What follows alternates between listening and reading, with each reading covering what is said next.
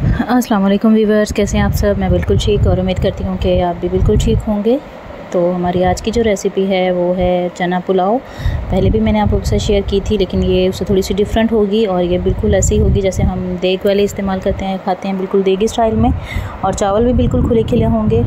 तो आपने वीडियो को स्किप नहीं करना, एंड तक देखना है।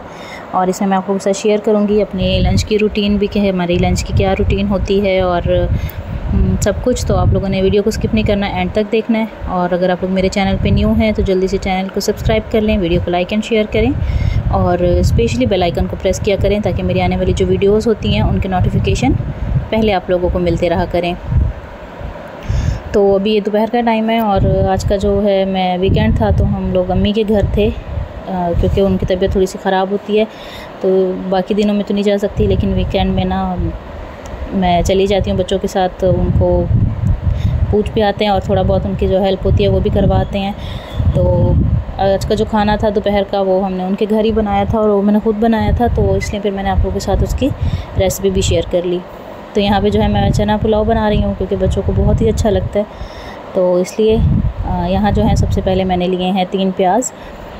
थोड़े से मीडियम साइज़ के लिए हैं, जब तक इनको मैं ब्राउन करूँगी। मैंने बिल्कुल बारीक काटे हैं तो ब्राउन जल्दी हो जाएंगे। उसके बाद यहाँ 4 टमाटर लिए हैं। हरी मिर्चें जो हैं वो मैंने कुछ इस तरह साबुत रखी हैं और 6 से 7 हरी मिर्चें जो हैं वो मैंने ना अदरक लहसुन के साथ जो है उनका पेस्ट बना लिया था। इमली भिगो के रखी है, चने भी जो हैं वो बॉयल करके रखे हैं। ठीक है, तो प्याज जो है यहाँ फ्राई हो रही हैं और उसके बाद जो है हम इसमें बाकी के सब कुछ इंग्रेडिएंट्स वगैरह ऐड करेंगे। तो यहाँ पे जो ये है कि गैस वगैरह पे बनाना होता है तो खाना थोड़ा सा जल्दी भी बन जाता है और आंच जो है कम या ज़्यादा हम अपनी मर्ज़ी से भी कर सकते हैं। तो बस अभी पहले जो है हम इसे अच्छी तरीके से थोड़ा सा ब्राउन कर लेंगे, जिस तरह से हम चावलों के लिए करते हैं। और वैसे बारीक कटी हुई होती हैं तो वो फिर वैसे भी जल्दी ही ब्राउन हो जाती हैं। ठीक है, और चावल जो हैं वो मैंने 1.5 किलो लिए हैं और वो कच्ची बासमती ली है मैंने। तो अभी ये देखें प्याज हमारे हो रहे हैं ब्राउन। इसके बाद जो है हम इसमें ऐड कर देंगे अदरक लहसुन का पेस्ट और इमली। तो इन दोनों को मैंने इकट्ठे ही इसमें डाल दिया था। इकट्ठे डालने का मकसद ये होता है कि आप इमली अगर पहले डाल देते हैं ना तो उसका अच्छे से रस जो है वो इसमें प्याज वगैरह में और मसाले में शामिल हो जाता है, तो उससे अच्छे थोड़े से ना अच्छे से बन जाते हैं चटपटे से। तो बस यहाँ पे कि जैसे ही थोड़े से ब्राउन हुए हैं तो हमने अदरक लहसुन, हरी मिर्चों का पेस्ट और इमली का जो था पानी वो हमने डाल दिया। थोड़ी देर इसे अच्छे से मिक्स करेंगे ताकि इसमें जो है प्याज का अच्छा सा कलर आ जाए। ठीक है, इसके बाद हमने इसमें ऐड कर दिया है टमाटर। हरी मिर्ची आप चाहें तो अभी ऐड कर सकते हैं या फिर चाहें तो आप दम के वक्त भी डाल सकते हैं, लेकिन मैंने अभी ही डाल दिए, इससे ये थोड़ी सी अच्छे से गल जाएंगी। इसके बाद हम इसमें बाकी मसाले डालेंगे। तो बाकी मसाले में मेरे पास इसमें नमक है और पिसी हुई लाल मिर्च है, सूखा धनिया पाउडर है, हल्दी है, पिसा हुआ गरम मसाला है, साबुत गरम मसाला है और कुटी हुई लाल मिर्च है। बाकी इसमें बिरयानी वगैरह साशे ऐसा मैंने कुछ भी नहीं डाला, उससे ये स्पाइसी हो जाएंगे और फिर हम लोग स्पाइसी ज़्यादा खाते नहीं, क्योंकि आपको पता है जो पठान फैमिलीज़ होती हैं मिर्चें तो वो वैसे ही नहीं खाती, तो हम लोग मिर्चें बिल्कुल भी नहीं खाते, या तो बस बहुत हल्की सी खाते हैं। मेरे बच्चे भी बिल्कुल नहीं खाते, तो इसलिए तो फिर मैंने बस साथ इसमें थोड़ा सा पानी डाल दिया था इसी प्लेट वाला, और इसे हम अच्छे से अभी मिक्स करेंगे।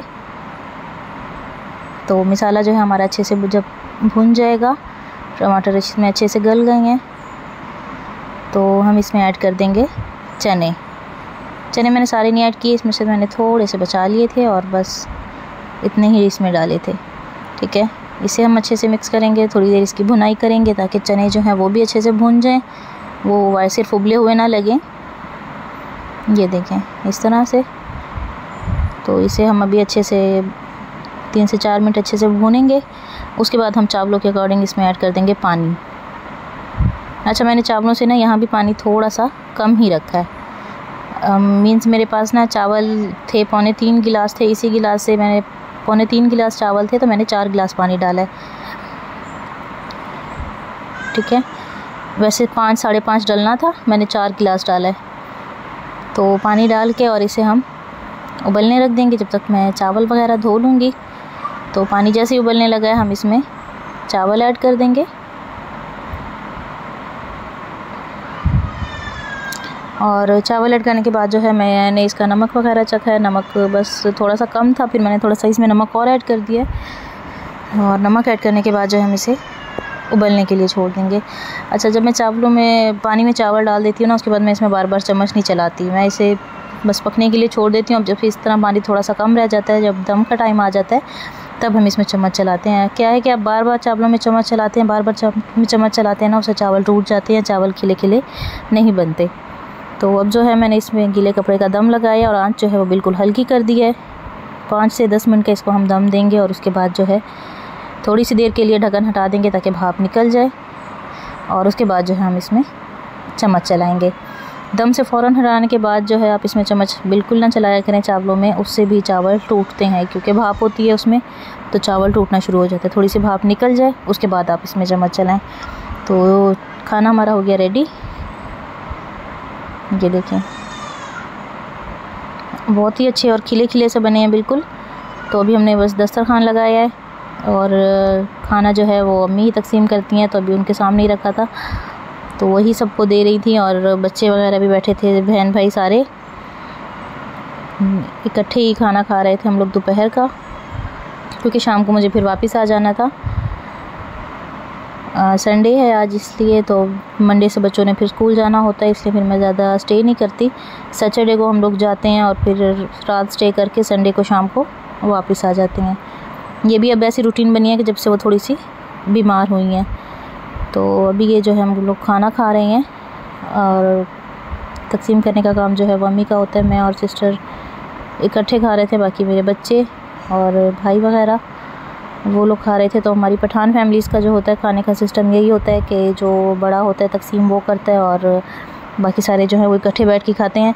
और अलग अलग बैठ के खाना हमें कभी वैसे अच्छा भी नहीं लगा है कि अलग अलग हर कोई अपना मुंह बना के बैठा हो और अपनी प्लेट लेके बैठा हो, तो इस तरह कुछ भी नहीं होता, हमारा हमेशा इकट्ठे ही होता है। और शाम को सिस्टर ने ये मंगवाई थे फ्रूट चाट, दही बड़े और गोलगप्पे, बस वो एंजॉय कर रहे थे, क्योंकि अभी फिर हमने वापस आ जाना था, लेकिन हमें मक्खियों ने बहुत ही जलील किया हुआ है। आपको आज की वीडियो कैसी लगी कमेंट में ज़रूर बताइएगा। इंशाल्लाह आप लोगों से मिलूंगी अगली वीडियो में, तब तक के लिए अल्लाह हाफिज़।